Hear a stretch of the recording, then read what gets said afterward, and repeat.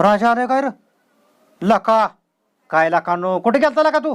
लका तुझ्यामुळे मी उपाशी राहिलो का नाही? चल 4 घर घेऊ लवकर.